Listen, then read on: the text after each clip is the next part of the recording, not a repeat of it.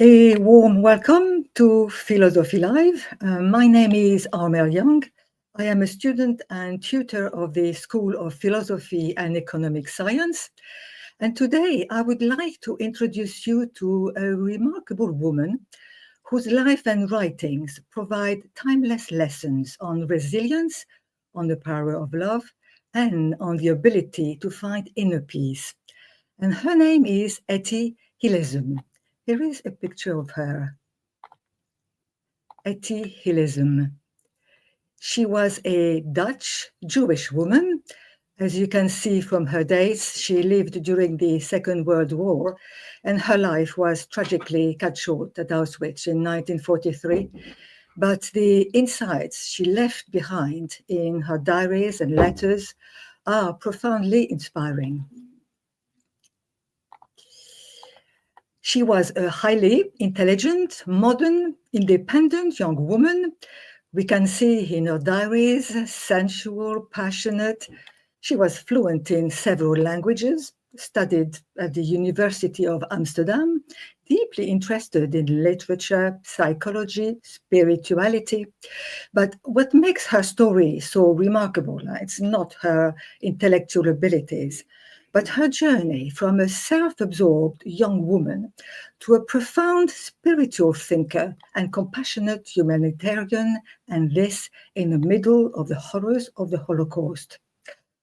In 1941, so she is 27, she began keeping a diary at the suggestion of Julius Speer, who was a former student of Carl Jung and her psychoanalyst. And this marked the beginning of a profound transformation in her life. So why is she so remarkable?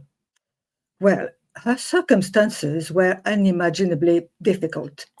In Amsterdam, as a Jew in Nazi-occupied Europe, her world became increasingly restrictive, dangerous. Yet rather than succumbing to hatred or despair, she cultivated an extraordinary inner strength. What she did is to turn her attention inwards, starting on a spiritual journey that allowed her to face her suffering with courage, with grace, and with an unshakable sense of purpose. So, how did she achieve this? What did she do? In her diaries, we initially meet a woman who grapples with her flaws, her fears, doubting her ability to write. She wanted to be a writer. But these diaries are a masterclass in self-reflection. She was brutally honest about her struggles. But as we read on, step by step, we follow her progressive journey and discover how she found clarity and growth through this honesty. When she was struggling, she says that she just crouched on the floor in a corner and listened to what was going on inside her. She said that thinking gets you nowhere. It may be a fine and noble aid in academic studies, but you can't think your way out of emotional difficulties. That takes something altogether different. So for her, you have to make yourself passive and just listen. And she has this lovely phrase, you need to reestablish contact with a slice of eternity. So this is what she tried to do, reestablish contact with a slice of eternity by turning inwards, by listening. What happened is that living in Amsterdam, she could no longer continue her university studies because she was Jewish. But there, in 1942, she took on a typist job with the Jewish Council. Now, the Jewish Council was an administrative body set up by the Nazis to regulate the affairs of the Jewish population. And as part of the Jewish Council, at her request, she was transferred to the Department of Social Welfare for People in Transit at the Westerbork camp. Now, Westerbork was a transit camp used before people's final journey towards extermination camps. That's the same camp where Anne Frank would be sent before being transported to Bergen-Belsen. Friends had offered Etty to go into hiding, but she had refused. She said it did not really matter whether she went or somebody else went. The main thing was that so many thousands had to go. And she said she was only bowing to the inevitable. She had this extraordinary aspect of this, her philosophy, that she accepted things as they are. And it was a radical acceptance of life as it is, including suffering, including injustice. And this was a conscious choice to embrace all aspects of life, the joy and the sorrow, the beauty and the brutality. And about Westerbork, she saw her duty to go there and support others who were suffering. Here is what she says. They keep telling me that someone like me has a duty to go into hiding because I have so many things to do in life, so much to give. But I know that whatever I may have to give to others, I can give it no matter where I am, here in the circle of my friends or over there in a concentration camp. And it is sheer arrogance to think oneself too good to share the fate of the masses. So she volunteered to go to Westerbork, a decision rooted in her sense of solidarity with her fellow Jews and rooted in her spiritual beliefs. Her spirituality was not tied to any particular religion, but in her diaries, she reveals a deep and personal relationship with what we could call the divine. She often refers to God not as a distant, omnipotent being, but as an intimate presence within herself. She says that when she prays, she holds either a silly, naive, or deadly serious dialogue with what is deepest inside her, which, for the sake of convenience, she calls God. And there she finds rest. This is what she says. I repose in myself, and in that part of myself, the deepest and richest part in which I repose is what I call God. So she seemed to gain strength from that inner presence. This gave her a sense of peace, a sense of purpose. There is also another aspect which stands out about Etty, and it's her refusal to become bitter. In her diaries, she wrote that she no longer believed that we can change anything in the external world. All we can do is change ourselves.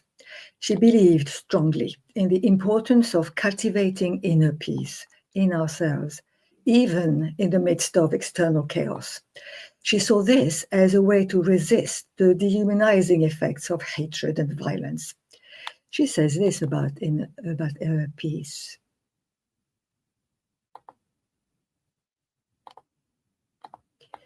Ultimately, we have just one moral duty: to reclaim large areas of peace in ourselves, more and more peace, and to reflect it towards others.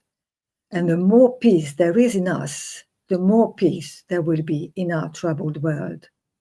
So, cultivating inner peace. For example, she refused to hate, even in the face of unimaginable cruelty.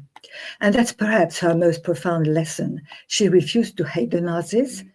It's easy to dehumanize those who commit evil acts, but Etty's writings suggest that we should confront the roots of hatred within ourselves. She said that each of us must turn inwards and destroy in himself all that he thinks he ought to destroy in others.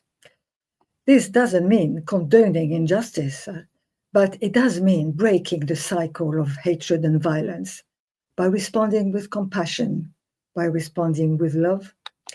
And that's perhaps the most remarkable aspect of her legacy, this unwavering affirmation of love in the face of death and hatred.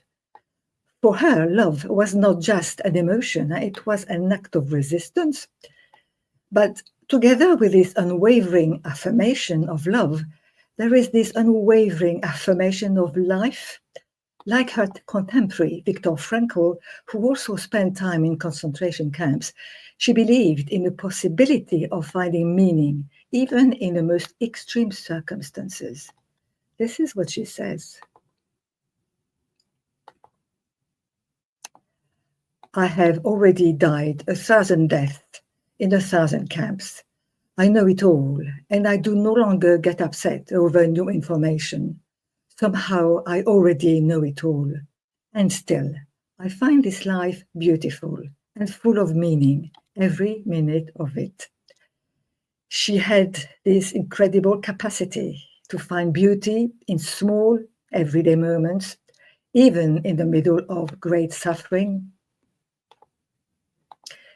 For example, she wrote about the joy of seeing the sky through a window, or feeling the warmth of the sun on her face, appreciating the present moment, finding gratitude in the simple things.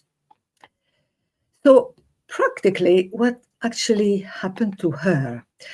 Well, as we know, she had volunteered to go and work in Westerbork.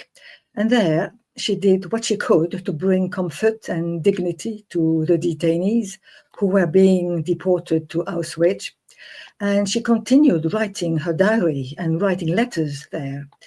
She does not provide any details, but she speaks about the violence and brutality she saw, describing what was happening there as incomprehensible, mad, even warped in a grotesque way. But despite that, in her writings, she maintains her spirit of compassion and hope until the very end. Initially, her position with the Jewish Council allowed her some freedom of movement between the camp and Amsterdam, but eventually she was interned there as a detainee herself. She was joined by her parents and brother in Westerbork, and in the end, they were all put on a train to Auschwitz. That was in September 1943, and she died there a couple of months later, and she was 29. But as an illustration of the kind of spirit that sustained her on her way to Auschwitz, she threw a postcard out of the wagon that was taking them there, and farmers found it and posted it a few days later. And here is that postcard. I'll show it to you. So this is the postcard. And it says, "I am sitting on my rucksack in the middle of a full freight car. We left the camp singing, 'Thank you all for your kindness and care.'" A good illustration here of the kind of spirit that sustained her right to the end. Her diaries, together with her letters, are published, for example, in a book called An Interrupted Life, like this one. This is actually downloadable as a PDF from the internet. And these diaries have been published in 14 countries, translated into 12 languages. They are easy to read. She conveys herself clearly, fluently. What she writes is not sad, not at all depressing. It's full of sharp observations, sensitive, cheerful, funny at times, full of appreciation for life. So here is someone who managed to find an inner peace and inner balance despite very challenging situations. We all have something to learn from her diaries. So thank you for watching. If you have enjoyed this talk, please like it and share it. This was the last Philosophy Live for this term, but we'll be back next term from Friday the 9th of May. So the 9th of May will be the first one for our new term. And we look forward to seeing you again then. Have a good weekend.